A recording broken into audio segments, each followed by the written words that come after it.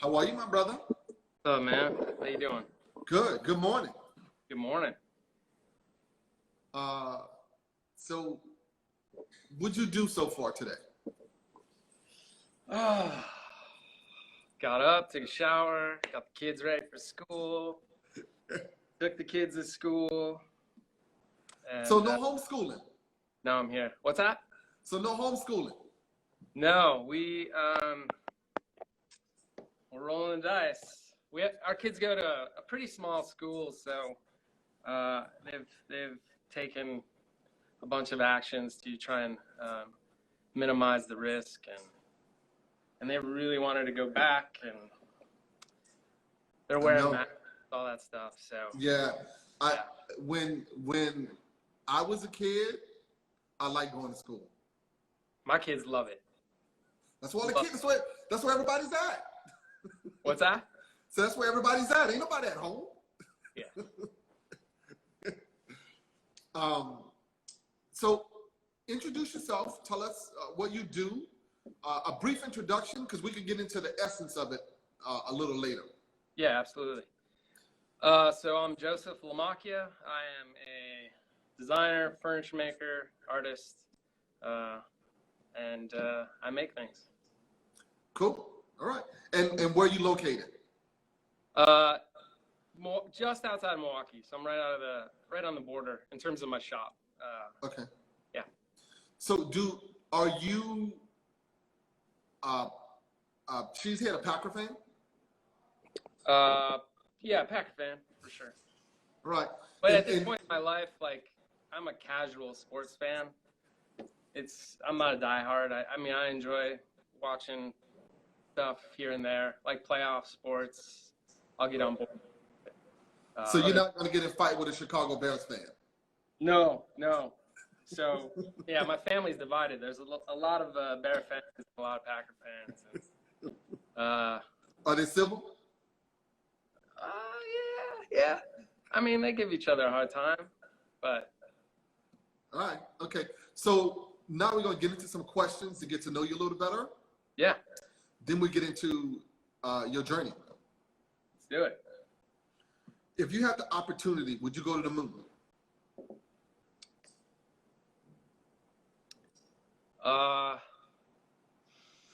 Probably not. Why not?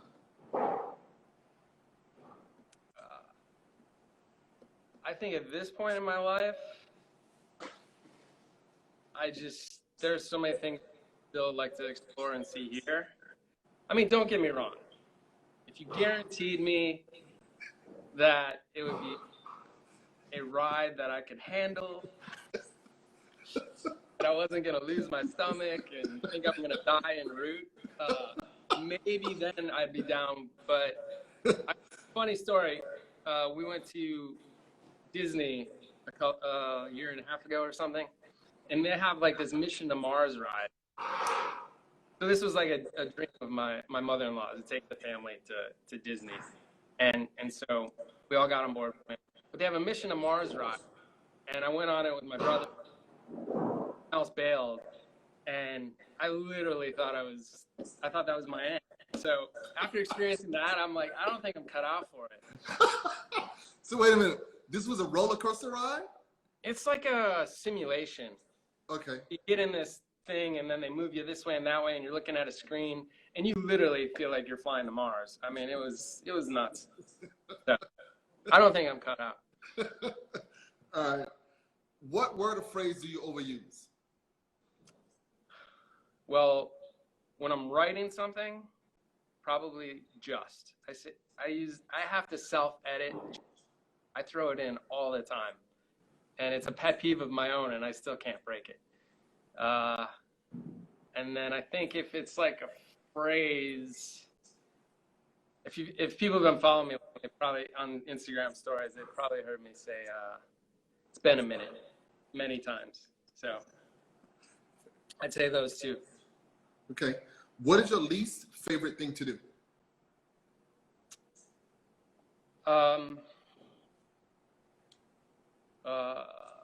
With work, probably like the administrative side of things. And if it's life stuff, anything, no thanks. I mean, I do, but I don't. Repeat that. You went a little silent. Anything? Oh, I said anything like within life, outside of work, like plumbing. I mean, I do it, but that's got to be my least favorite thing that I have time to time in life. Okay. I mean, it's so uncomfortable. I don't know how plumbers. That's why they charge so much. Yep. What is your most favorite thing to do?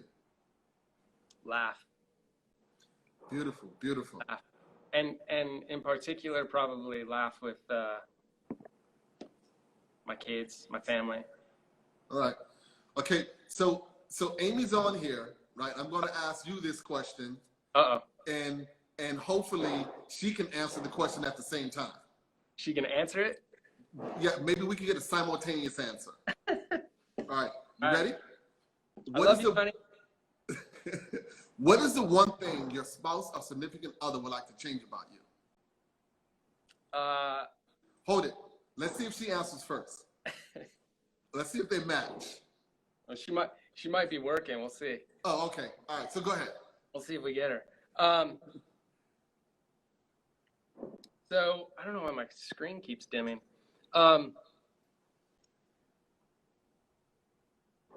thing she'd like to change about me. Okay. I think, so this is great. When we were younger, and she was like really good at going out and finding cool old vintage shirts. And she'd often give them to me, give me gifts of cool vintage shirts. And one of them was very intentional. And I think it speaks to this question. On the front was a cartoon character logo, and it was of a boy, and underneath it said "Picky Boy," and then on the back it said, "I'm not picky, I just know what I like." And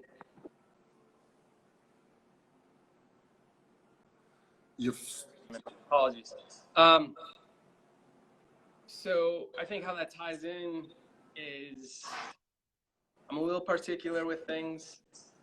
A great example is I love to cook. And I grew up, my mom loved to cook, my grandma loved to cook, so all that stuff was passed down.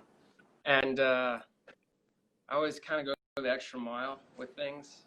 And so I came home the other night, and it was just our night dinner, and she just had ground beef in the pan.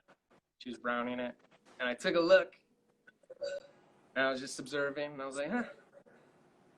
Like no onion, no garlic, no peppers. I didn't say anything. I just looked at it. I was like, all right. And she took one look at me and was like, oh, like that's why I don't like cooking. She just knew. So I think she'd, really love it if I was a little still in the kitchen. And I'm trying. You know, it was great. She's an awesome cook. She just doesn't like to do it. She does it because it's just our life. We do it, and we try to eat at home as much as possible. So it's a necessity for her more than a passion. Right. I'm with you. And it's a passion for you. Yeah, I love it. What do you like to cook? Everything. I mean, I don't bake. That's a whole nother thing. It is. It's a science, and I'm a little bit more I like to improvise and wing it. Yeah, I make recipes that I've kind of worked on over the years. I refer back to them, but baking, following a recipe is not my thing. Yeah, I'm with you. Because once you learn to cook and you learn what vegetables are needed to make things taste, you just go with it. Yeah. I mean, there's a core thing you can refer to for whatever style it is you're cooking, and then you branch out from there. And that's really what I love to do. I love to cook over an open flame. So that's been my latest kind of, I don't know if I call it latest, but definitely something I'm super into. Open fire, charcoal, a little bit of smoke. I love that earthy. Cedar Ford said bacon is all you need. He obviously doesn't cook. Bacon? I enjoy bacon. I'm a veggie, so no bacon for me. You're a vegetarian? Yeah. Yeah. What makes you tick? Obviously, as an artist, I think for me, and it's probably true for many, it's just that passion for creating things. I mean, I'm driven to explore and to bring things to life with my hands and mind and art and soul. I mean, they're all intertwined, play together. Okay, so furniture cabinet maker, you have a passion for cooking. Do you have any other hobbies? I love cycling. I admit in the last probably 4 years, I don't get to participate in it as much as I used to, but I really love riding my bike. I like Vintage or new? new. I mean, I have a vintage cruiser, that Schwinn, that I ride around for fun. Okay. But yeah, just road riding. Not as much mountain biking. I lived in California for 13 years and in the Bay Area, and so I was able to do a bunch of mountain biking and road riding out there. But in Wisconsin, it's a little bit flatter, so Yeah. hard to go from Mount World and to here in terms of mountain biking.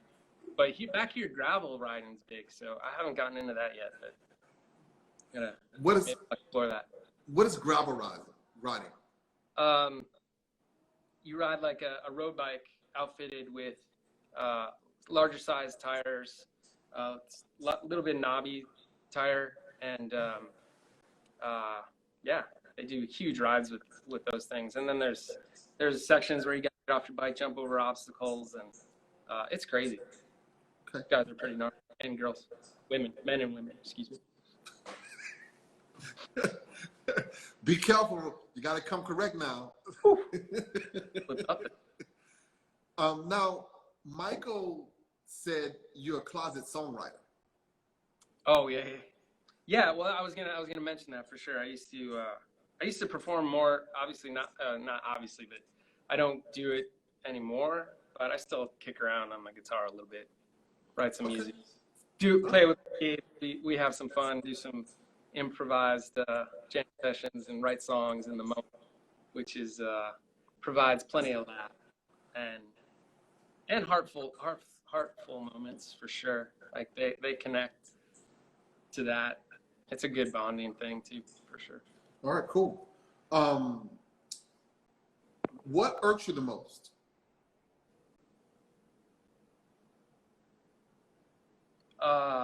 That's a good one. Well, personally, I don't like to be late.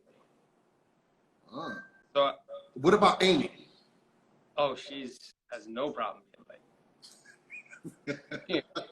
She embraces being late. No, I'm kidding.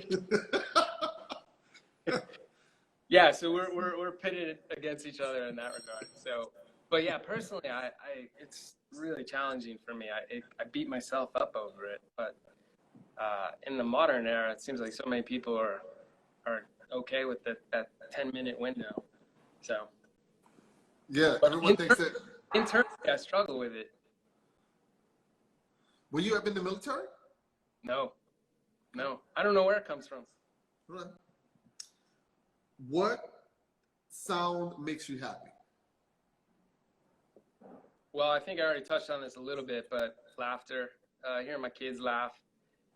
In particular, I think the last handful of years, and I think this is true of my core family, meaning my wife, my daughter, my son, is when our son gets his belly laugh going, I mean, it gets us all laughing. Even if we didn't find it funny, I mean, by the end of it, you're dying because he's laughing so hard. And I mean, that kind of joy, that's priceless. So I'd go with that. All right, cool. What sound bothers you? I'm going to go back to him. I have a couple, but since we're on him, I'll go back to him. In the last 18 months, he's developed this habit of chewing with his mouth open.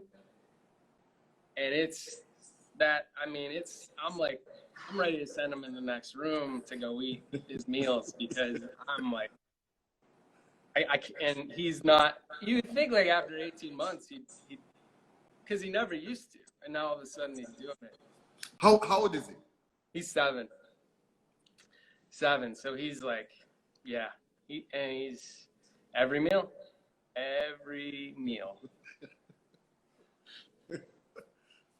And then the sound of someone biting their nails.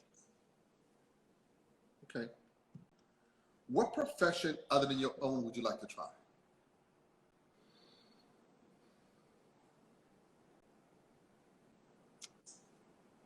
Can I fantasize? Of course. Professional surfer. Have you ever surfed? Yeah. But not like, I was never on that path. It was just for fun. Right, hanging out on the weekend. Yeah. I think, that'd be a good life. And then slightly more related to a path I could have taken was like an organic farmer. Yeah, I'm with that. Farming is a lot of work, man. A lot of work. A lot of work. I had kind of a urban backyard garden for many years, and then I also volunteered at an organic farm, and so I saw the work. Now, I was heavy in the garden as well, like real heavy. And I would go out, water the plants first thing in the morning. This is when I worked in a hotel. I get out at 1 a.m. I go in the garden, 1 a.m. And when I first started, I was really amazed at the amount of effort that it takes to maintain it. And the time that goes into it. And if it's not growing, then you need a fertilizer. So I had to make chicky poo tea. Yeah. Oh my God. Yeah, it's a ton of work. I mean, I basically lived there outside of my 9 to 5 at that point. Yeah. And it was a huge investment. It is. Huge investment. But nothing's better when they start making fruit. You said you're a vegetarian. Yep. At that point in my life, I was a vegan. And so I had a vegan garden. In terms of fertilizing, I wasn't using any animal products, which was an interesting pursuit. It is. It is. Now, I can't say, though, that maybe some of the soil I brought in, I don't know exactly what was all in that. At this point, I'm fuzzy on it. But yeah, in terms of what I was adding to it, it was all vegetable-based composting. And I mean, not that composting isn't, but fertilizing, excuse me. So I got off on that for a bit. I thought it was super cool. You know, the vegan life is a lot of work as well. Oh, tons. A lot of work. Don't like necessarily do it right. It's a hard thing to do successfully, I think. Not hard, it's just a commitment. It's a huge commitment. When I was in college, there was a sect of people doing it, and I tried to hang. No. Yeah. Cotton, canvas, it just wasn't. I felt bad for bailing on them, but it was too much of an effort. Yeah, I had to change. I couldn't keep it up. Right, it's extreme. It's really extreme. Yeah. Yeah. Yeah, I think I was like 2 or 3 years, and then I actually had an injury, and a lot of people were encouraging me in my recovery that I needed more protein, and I wasn't getting enough. And I was physically compromised, so it was harder to take care of myself, just day in, day out. And so that was when I transitioned back. Okay. What would you want on your tombstone? Probably won't be a tombstone, but I guess I would like to be, if there was something people remembered me for, just he loved and was loved. Very nice. What is it about your personality that drives your business? I think my passion to make things, really. And I am determined, I'm persistent, and I see everything through. Okay. What is it about your personality that hinders your business? I think that the desire to bring something into life as it is envisioned in my head or on paper or in a model is not always in line with a budget. And making that sacrifice along the way for either my bottom line or the project's bottom line, that is often hard for me to reconcile in the journey of making something, especially like a custom one-off, because I want to do it right.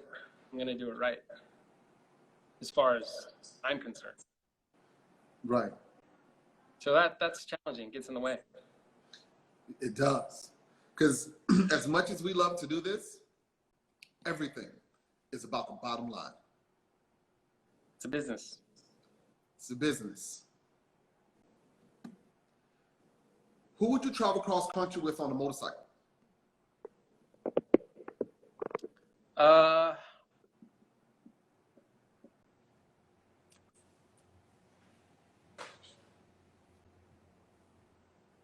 In terms of someone, I think, who has an adventurous spirit in my life,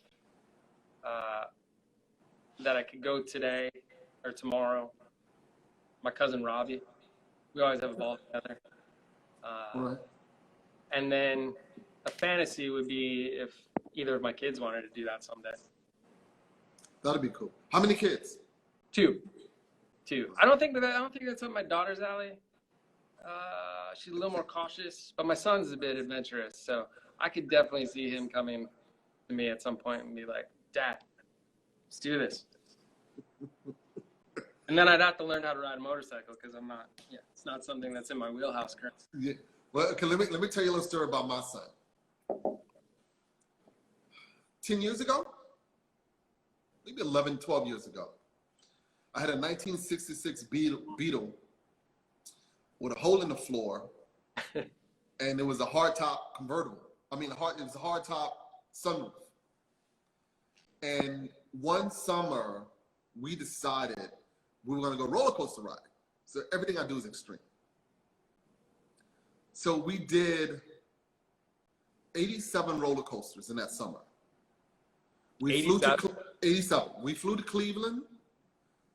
We went to 2 roller coaster parks in Cleveland, Cedar Point, and another one. And we get on a ride, right? And it's this huge ride. And I'm like, "What you gonna do? You gonna ball or fall?" He goes, "Let's do it." So we do it, and we fly. We didn't travel in Volkswagen to Cleveland. We flew to Cleveland. Once we got back, we got in the Volkswagen. We went all through Pennsylvania, New Jersey, doing roller coaster theme parks. We were in the Volkswagen and we camped. So it was no hotels. Everything was camping in the Volkswagen. Nice. So he did it. He was with it. So 2 years ago, he's 22 now. 2 years ago, I'm like, "We need to go back on the roller coasters." And he goes, "Nah." I'm like, "What are you talking about?" He goes, "I think about it and I can't do it now." So like, because he wouldn't enjoy it, the actual ride. Scary. Yeah. Okay. I get it. I hadn't gone on a roller coaster, so my sister started this thing where they take our kids to Great America is like an hour and 15 from here, and so they annual trip to Great America. And last year we went along with them. I haven't done a roller coaster. I can't even tell you how long it's been. I think maybe in high school was the last time I did it. And my niece and I went on a bunch of them. and I couldn't believe it how much they've evolved and changed Yes. through the years. We went on a couple of the old ones and then some of the latest ones, and I couldn't get over how smooth and fluid the new ones are. Yeah. Old ones, you feel like you gotta go to the chiropractor or need Wood surgery. seats, yeah. Dun, Yeah, dun, the dun, new one, dun, dun. you're floating, and it wasn't even scary, really. It was just, it was Yeah, enjoyable. a nice smooth ride. Yeah. Yeah, it was really cool. What was your favorite concert?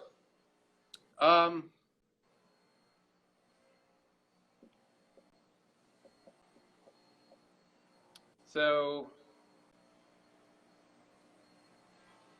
I think, man, that's a good question. You just one? Give me 2 or 3. Just one. Okay. Or 2 or 3. Okay. I think when I was 20, I went to see B.B. King at down in Arizona, and he was phenomenal. But Yes. he had this guy, Kelly Joe Phelps, open for him, and he was a lap steel guitar player, and the room was like this magenta colored, the way they had it lit. It was, walked in, I was playing lap steel, and the room was just filled with warmth. And I think it was the first time I ever experienced someone playing live, and honestly, it changed my life in terms of love of music and lap steel. Eventually started playing lap steel as a result of seeing him. And so that was one. That was a pretty big moment. Then saw Ben Harper at the Greek Theater when we lived down in California, and he brought out like, it wasn't known, it was a surprise. He brought out the Blind Boys of Alabama. Wow. Did like 3 or 4 songs together, and that was like a religious experience. I mean, a spiritual experience. It was incredible. It was before they did that album together, so that was a good one. And then I think probably the first time I saw my brother play live when I moved to California was a pretty awesome thing too that I'll never forget. So your brother's a musician? Yep. Okay. Right. When you talked about the surprise, I went to see Maceo Parker at the Apollo, and he brought out Prince. Oh man. Yeah, that was pretty darn exciting. That's a big surprise. Yeah, it was. But your Maceo played. I'm sorry. How was it? It was excellent. Yeah. It was excellent. Because sometimes those things happen and it's not excellent, and sometimes it's magical. Yes. Yes. Yeah. Prince didn't play long. Maybe it was one song, a backup, but it was Maceo and the saxophone, and yeah, it was one of those crazy things. So is that your personal favorite, or just one? What, man, I love music, man. I've been to see quite a few.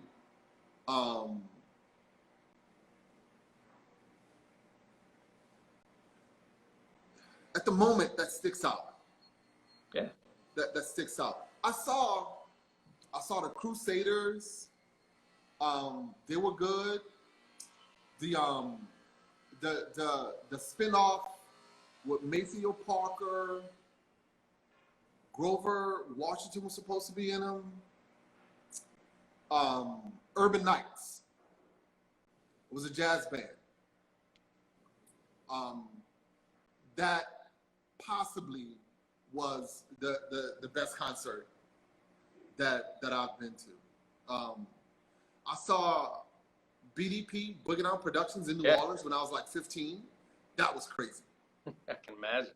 That was crazy. Yeah, it was quite a few. Did you have any childhood nicknames? Not so much childhood that I know of. I think they came later in life, nicknames. high school days, probably. My buddies used to call me Himzo. And then now, what are my nicknames now? JoJo Dancer. I think that's one. There's Okay. probably, there really are others I'm forgetting. Michael said Charger Dodger. Charger Dodger, yeah.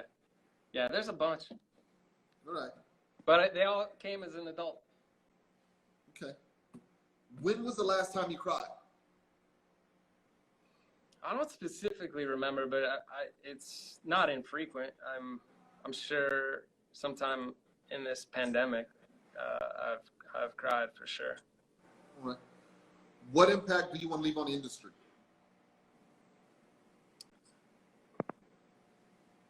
I don't know that that's something I've thought about.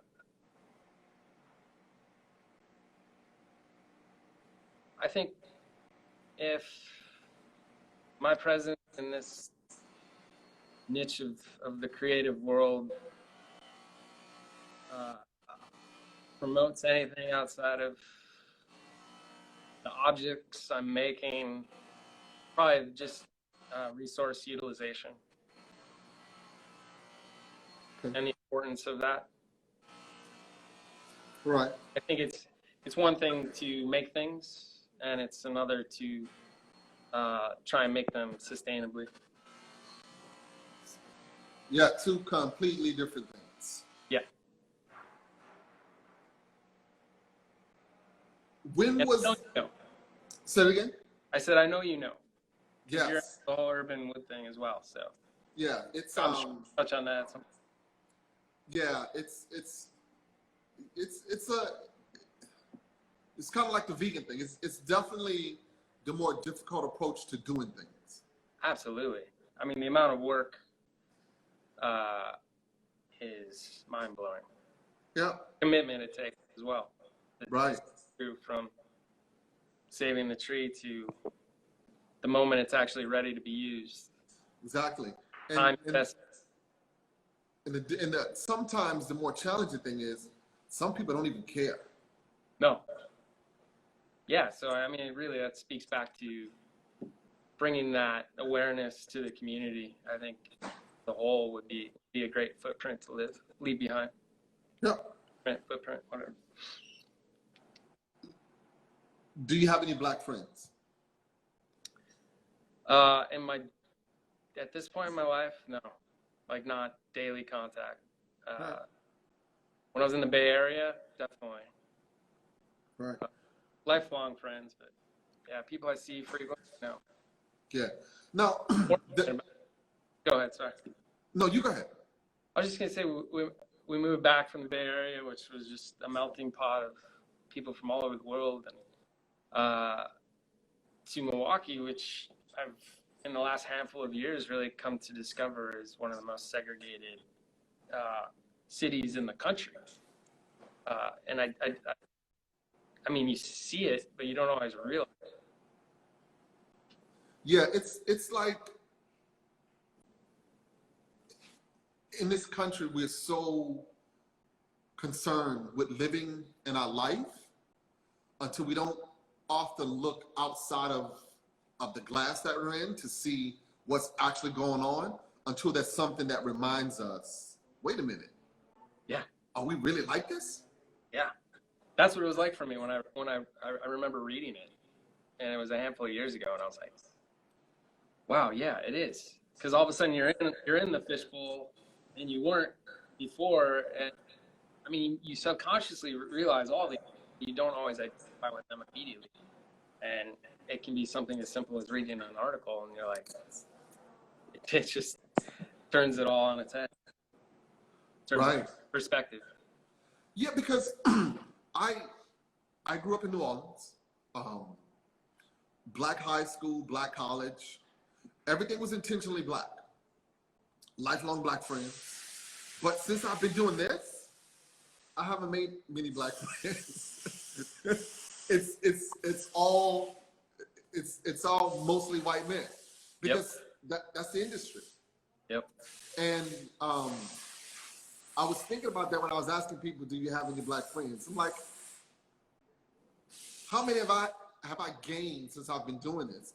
And I haven't gained any because most of it is through my clients, which are 99% white, and my peers, which are 99.9% white. So I don't often interact with black people as much.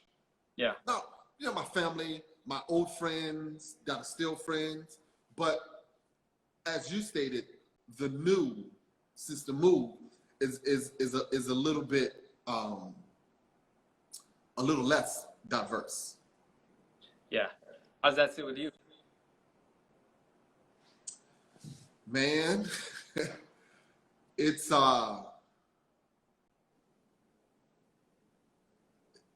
that's a heavy question because growing up, I was a Republican. Mm. I worked for 41. Worked in the White House. I worked on Capitol Hill for Bob Livingston. I worked in RNC with Bennett. Went to Black College. I was always on the fringes of not being black enough and not being black. Not being black enough. Not being black enough and just not being black. Not being black enough was me being with black people in my interest.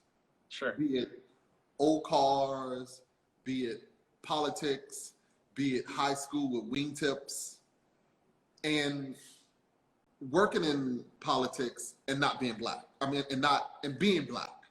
Oh, and being black. See, I thought maybe that was a mistake. Yeah, I'm sorry. Yeah. And being black. I was like, I can't really explain that part because I don't get. So, I would have to fight on both sides. Yeah. I'd have to defend why I wasn't black enough. Then I have to defend being black, and that was always a struggle for me. And then growing up, the girls that I've dated have not always been black, and part of that has been because of my interest and where I was, and then having to explain that. So it's I go back and forth about how I feel about it. I think that I have a responsibility to try and bring more people of color in the industry. But if you run into the wrong guy that don't want to work and you hire him and it doesn't work out, it's not because he's black, it's because he didn't want to work. Because he didn't want to work, yeah. I've had white guys that didn't want to work. I've had Spanish guys that didn't want to work. I've had Indian guys that didn't want to work. People just don't want to work. So it's one of those things that I need to come to terms with and accept whatever way it is and what I can do about it to change it. Because it's all, go ahead.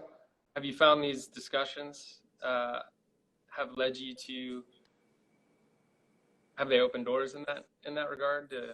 Have people found you now? That Now, like, I want to work with you. Okay, let me tell you that part. I asked the two questions. One, do you have any black friends? Two, do you often see people call in the industry? I try to make this more about your journey. Absolutely. Yeah, I get that. And less about your social impact.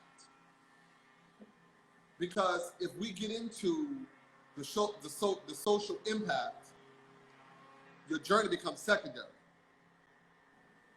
So, honestly, no. But I fight with that because I'm thinking maybe the social part of it should develop more and become more of the discussion because of where we are in this country. Well, it certainly seems like it's happening, at least within the community. I'm seeing more and more stuff going on, and opportunities and scholarships, and just people seem like they're coming together to try and bring more people of color into this community. And obviously that's needed. Hopefully people want to do that, want to pursue this craft. And yeah, I was just curious if because you've talked to, I mean, how long have you been doing this? 6 months now? Since April. You were one of the first people I asked in April. Thank you. That's an honor. Yeah, it's like you're one of the first 20. And had I done it only 10 in the morning, you would be that number. But because I do it at night also, it stressed it out. And everyone that I gave a 10 a.m. in April, I didn't move it. I just added people around it. Sure. Yes, so circling back, I was curious if you've seen it or felt the impact through all these conversations in a meaningful way, where it's come to your door. So I guess that was my curiosity. I haven't seen it yet, but I mean, I'm happy. If anyone's out there looking for an opportunity to get involved, reach out to me. I'm pretty easy to get a hold of. So. Yeah, I think people are more receptive now to think about it. I asked, and Cooper John just made a comment that one of his buddies that does cheer classes, and I asked him how difficult would it be for him to save a scholarship for a person of color. He was like, I'm okay with that. That'll be fine. But you know, the other part is finding people who want to do it. Yeah. And didn't have an experience to do it. The interest has to be there. Yes, the interest has to be there. Otherwise, it's not possible. Which I want to do.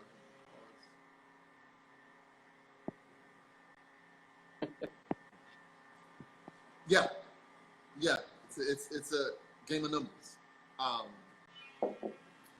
So yeah, that's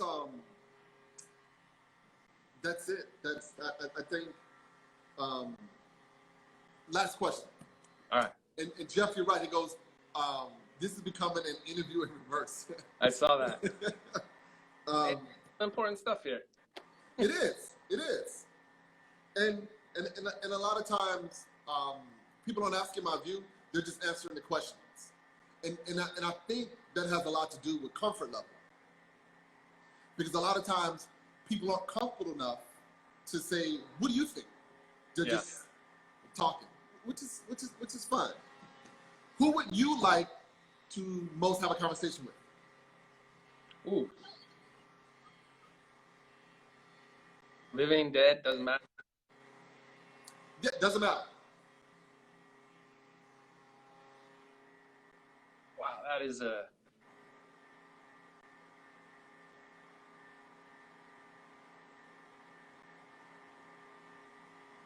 Wow, you've stumped me.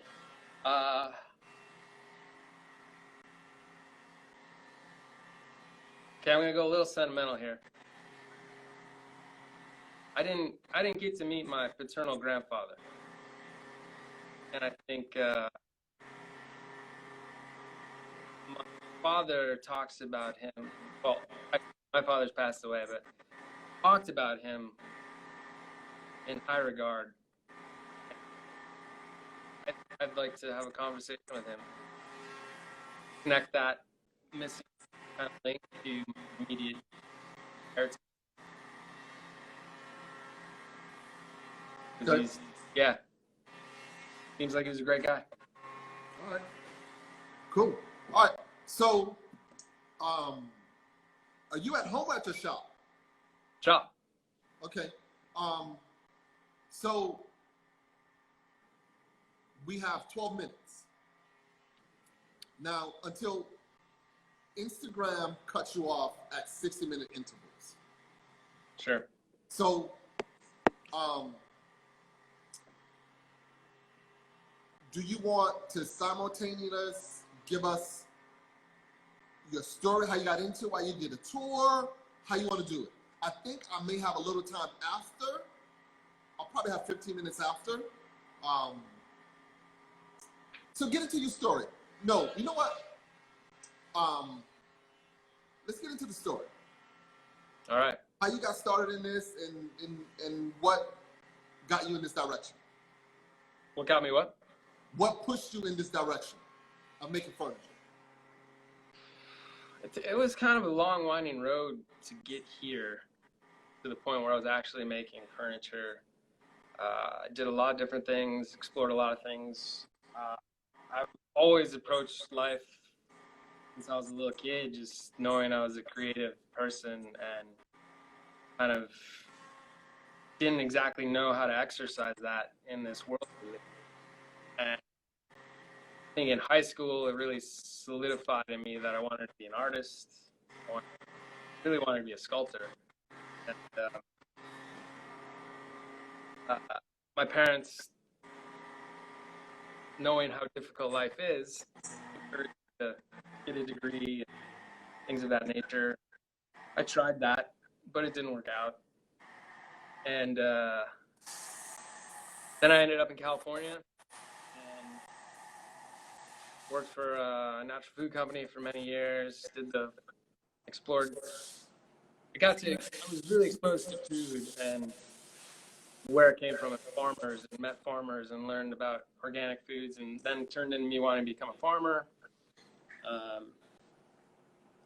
And then I hurt my back in there and went back to school and got into the design world and explored the arts, explored photography and ceramics. Okay, what did you go to, when you went back to school, what did you go to school for? I really kind of submerged myself into the arts, really. I was creating my own curriculum through taking classes in the Bay Area. And I took graphic design courses. And as I was saying, I took photography and ceramics and studied with a great teacher, Bill Abright, in San Diego, California. And he really opened my eyes to forms and objects. And I've said it before, in my later years, I'd like to turn back to ceramics because I just find it such a forgiving and free medium to work with. It's not rigid and like wood is. And so that period of life really allowed me to kind of reconnect with that artistic side of myself and get outside of thinking I had to kind of work for a large company that provided me with security and insurance and all that things. And from there, I worked a little bit as a graphic designer, and then I got into carpentry and working as a contractor, thinking eventually I would love to start working on it. And so I spent many years working as a contractor and carpenter. And this is in the Bay Area, or? Yeah, in Marin County. So I was in Mill Valley for a number of years, and then Santa Fe and San Anselmo, but largely Mill Valley. Beautiful area. Miss it dearly. So as I was doing that work, I was slowly started to acquire tools and learn little bits about the craft that I could in terms of woodworking, and kind of developing some of the skill sets that are necessary. And then I would start taking jobs that were a little bit more specialized, niche projects, furniture grade projects. And that's kind of how I segued into the craft. From there, in 2008, after getting married, we had our daughter, first child, and my mom got really sick. She'd been sick her whole life, fighting to stay alive, and but she had a pretty big episode in 2008, and my father was showing the first signs of Alzheimer. And so my wife and I had a long, hard conversation, and we decided to move back to Wisconsin because that window was in front of us, and really wanted my daughter to get to know my parents. So that's where your parents were?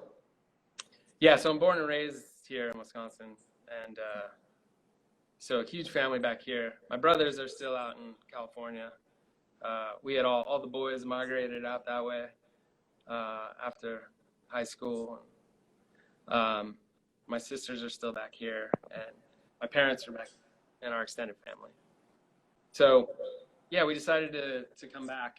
It wasn't a great time to come back. I didn't really realize how difficult it would be because of the collapse of the economy and the Great Recession. And we lived in a bit of a bubble there in the Bay Area. I had a really good set of clients. People definitely invested in like kind of luxury items in a way that I still haven't really experienced here. But at that time, they were still work. I was from a lot of work, and just thought we'd move back here and it'd all be the same. I was a bit naive on that level. I didn't realize the impact of things and how serious it was. So we came back here, and I thought, yeah, I'll just establish my contracting business back here and move ahead. But that was a long, hard journey. And I took 3 years kind of away from doing anything woodworking related. And then when my mom passed away, though, it was kind of this moment where I stepped back and said to myself, well, I'm struggling to rebuild this business here like this, which is not even the end goal. Might as well struggle with doing, or I might as well make that investment in actually pursuing what I want to do in life, which is be an artist and create things and create objects. And so in 2011, I was kind of making that internal realization the last part of 2011. And then in 2012, I made the to try and only do shop-based work. And so since 2012, kind of did that. And then in 2017, I took a bigger leap into the space I'm currently in. And that kind of brings us now in a very collapsed sense. And what was that like, making that big move, making it official? To this space? Yes. Really exciting. Really exciting. Yeah, I'd spent a lot of years, I don't talk about this often, but so my mom passed away in 2011. Our father had Alzheimer's, and my entire family rallied around our father to keep him at home. And so it was a lot of work, but it was good. Our parents were great people. They weren't perfect. They were great people, and they gave a lot to us. And so it was really amazing to be able to give back to them. And in turn, my way was I set up my shop in the basement, and it allowed me to be present in his life almost daily. We had help, but I was there 9 to 5, and I'd be downstairs, but I'd pop back up, check in on them, hang out with them, say hi, keep them, help. Just, I think my presence just allowed some form of familiarity and comfort, even though he would have these strengths in his house helping him. Outside of my sisters were around all the time too, but I was able to just be there. And after he passed away, and then eventually we sold the place, and in 2017, I stumbled into this space. So it was like serendipitous in terms of the timing,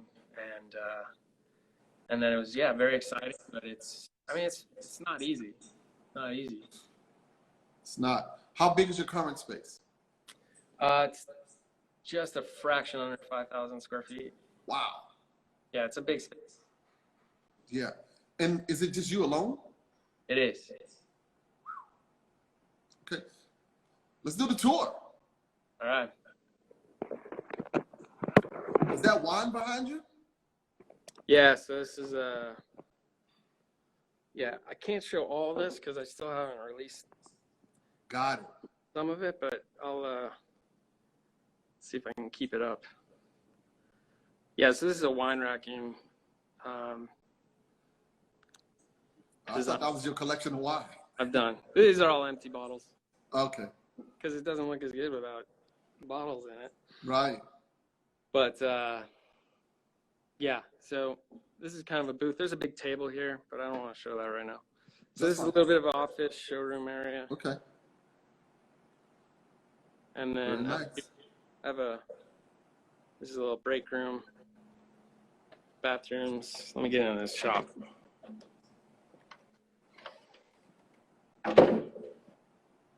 So this is the machine room. Okay. Try to do a pan here. Very nice. So lathe area, dust collection, joiners, planer, bunch of table saws. Got a couple Hammonds. Ah. Those are new. You followed the mass shop tour. I did, yeah. I did. That was fun. Yeah. But I have so much modern machinery. I was like, I didn't feel like I could contribute much to the. No, but everyone should. I know you were like, just do it, but I kind of bailed. So Well, a lot of people did. yeah. So yeah, this is the machine area. Back here is kind of the assembly area and Very the nice. sander. So I have my sander set up. This is my slab flattening area. So I have a couple rails, a whole system I throw up here. Very nice. Workbenches in the back. This I'm setting up. This is for a photo shoot. Work tables, less tool stuff. I have my machining room. I should say my welding room. I'm not a machinist yet. Definitely part of the craft I'd love to learn. But Very so nice. everything's safe in there. It's separated from all the wood dust. And then up here I have my kiln. Wow. And So you got everything indoors. Wood storage. This is some backstock stuff I pull from for projects more Right. immediately. And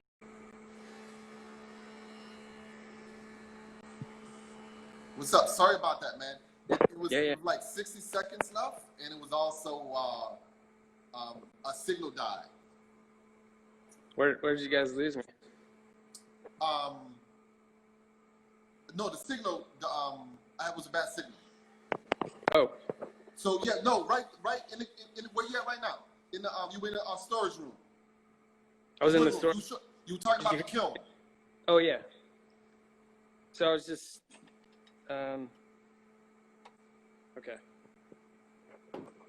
So yeah, this is kind of my miscellaneous room. So I have the kiln in here, wood storage, Yep. kind of stuff I pull from more immediately. I mean, there's wood everywhere, but and then I have this finishing and photo studio area. That's nice. Yeah, it really is. It was one of the, I don't know when I figured it out, but at some point I was like, I have to clean out this front area because you need a clean room, essentially. So, and it's perfect, does both. I don't spray like crazy harsh things, so I'm just mostly doing things that I can spray in here. I rarely spray. I'm more of a wipe on oil guy. And then, yeah, kiln here. And just miscellaneous storage stuff. So what do you use for the? What's inside the kiln? What makes it? What heats it up? I have some. It's nothing fancy. I don't have I don't have a Nile in there or anything. It's just some halogen lights. I have a small heater, and then I use a large dehumidifier. Okay. All right. The April Air, I think it is. But yeah, I've been able to make that work for me. Hey, we didn't even talk about urban wood. I just realized that. Yeah. How do you get your wood? How'd I get into it? No. How do you get your wood? You Oh, you sawmill. You mill stuff, right? Yeah, I mean, I have an Alaskan mill, so I can't do it super efficiently, but I It's like a to lot of do it. work. It's a ton of work, but I mean, I love doing it. It's, at some point, I mean, the dream would be to get a homestead and be able to set up that way eventually. And then I'd feel more comfortable with having a bandsaw mill and all that extra material on hand. But right now I'm mostly site mill. So and I get it through just mostly word of mouth. People know that I do this, and um, they'll either call me or whatever, email. And you So a get lot it. of word of mouth. Yeah, it's a lot of work. And you get enough calls and enough materials to sustain your business. Well, I don't, so I can't exclusively mill to supply myself. I have a couple sawyers that I work with that are also involved in the urban wood movement that that I turn to when I don't have what I need. And yeah, because otherwise, I mean, do you have people that work for you with your Yeah, sawmill part? Okay, so it's just me. So it's a uh, lot. and I'm trying to predominantly be a furniture maker and not a sawyer. But I do love that connection to it and being able to have a piece that my hands touch from beginning to the end. And so I try to maintain that in as much as I can. So Let me give you my advice on that. Collect your logs, have someone else cut them and dry them. I know, right? It's There's it's a too lot of much. people. It's too much work. It is, but it's also an outlet.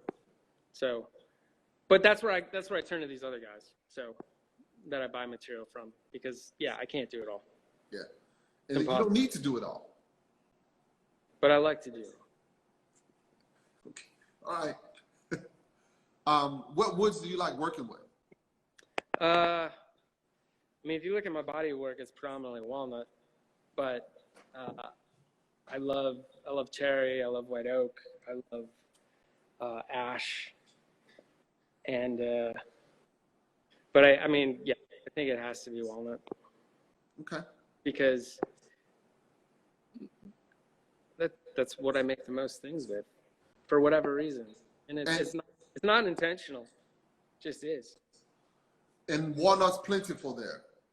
Yeah, there's a lot of nice black walnut. I mean, we don't get the giants, but there's a lot of nice 20 to 30 inch trees. Every once in a while, you hear of a 40 plus. Well, let me tell you. You know how you get the giant trees, right? Leave the little ones alone. But the thing about walnut is like homeowners, like they don't like them because It's a nuisance. it's a nuisance. A So big nuisance. people end up cutting them down too early. And every once in a while you hear of a giant one. So I have a giant one I'm waiting on right now, which is like a 40 incher It's nice. that we're trying to point. And so I'm excited for that one because I personally haven't had any of that large. Yeah. And It's I mean, I see guys who have larger material, and I'm like, woof, man, I just don't see it. right. Yeah.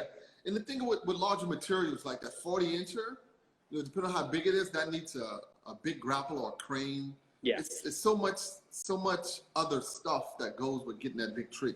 Yeah, the overhead. I had a relationship with a tree company who was renting the that we had in the family. He had all the equipment and machinery, and so that was cool. But it just didn't last the city with the where it was located. But yeah, you need a lot of equipment, Yeah. and it's cost prohibitive Yeah. for me. Me So too. I get the novelty part side of it in terms of like remaining that connection, milling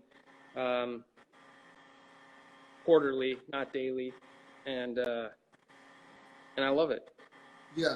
I think one of the mistakes I made was milling every day. You don't need to. Yeah, yeah. You have to. I mean, at least for me, I can go through a period of milling. You just have to make that investment so that you have the material in the future. And so as long as you do it enough to supply yourself, and because I'm not looking to sell the material, I'm just looking to use it. Exactly. So I just have to monitor that and make sure I'm supplying that need. What's up, Martin? Hey. So what's next for you? In what regard? Your company. Oh, probably the stuff you didn't want to show us. Oh yeah, yeah. There's definitely two. Actually, there's 3 new products that. Actually, one of them's not new, but I haven't released 2 of them. One of them people have seen before, but I have to bring new life to it, and so those are under wraps. I didn't show them, but I'm excited about them. So, and then there's plenty that I think I've shown along the way. But yeah, it's been a quiet year for me in terms of Instagram. I took a big step back with the pandemic and then everything that was happening socially in the country. And so I've been quiet. I'm still working. Shoulder injury that I've been nursing this last year. So I've been trying to get well so I can hit it hard again. And hopefully things ramp up. I mean, this has definitely been a difficult period of time for weather. Went a long stretch without getting any new work through the pandemic. I mean, fortunately, I had some work, but it's definitely a hole to dig out. And I'm just trying to make it through, really. So We all are. a few new product releases and a couple new commissions and a big fall of milling. So I'm excited for those things. Okay, cool. All right. Well, thank you for your time, man. Yeah, definitely. It's good to finally talk with you. I know Right. it's been on the books for a while. It has. And I've enjoyed the conversations. I've caught a handful of my buddies on here talking to you, and it's a good thing you're doing for not just this community, but you've branched out to other artisans out there, and I think it's a vibrant thing that I didn't really see happening in this way. So I want to commend you for your efforts, because I know it's a lot of work to organize all these things and reach out to people and manage that, and probably people blowing you off, and just can't imagine. I can't imagine. So, Yes. Like, chapo to you. Thank you, brother. I appreciate it. Thing, bro. Yeah, it's it's something that we all have the hustle and the struggle in common. Yeah. And it's good to hear you're not alone. Absolutely. I think the more people I talk to, kind of behind the scenes, of that I've connected with through Instagram, you realize how similar the journey is for all of us in many regards. And it's not an easy one, but we didn't do it because it was easy. We did it because we're passionate about it and love it. And that's what keeps us going. It's the fire burning inside all of us. Yeah, and it's comforting. Yeah, it is really comforting. It really is. Because sometimes I know personally, I'm working alone, so I'm with myself, my thoughts, and at times that can feel very... Your mind's playing tricks on you. Like you're alone in the world. But then you reach out to these people, you start talking, you're like, oh yeah, no. Not Get just back to work, right? Not just me. Yeah. Yeah, exactly. Yeah, it's what we do can be lonely. It can get lonely. What's that? I said what we do can get lonely. Oh, absolutely. Absolutely. Yeah. So, all right, my brother, I'll let you get back to work. Thanks everyone for tuning in. Yeah, thanks And, everybody. See you all at well. 6 p.m. Keep it up, man. I said be well. Yes, brother, you too. Until next. Until next time. Cheers. Thank you.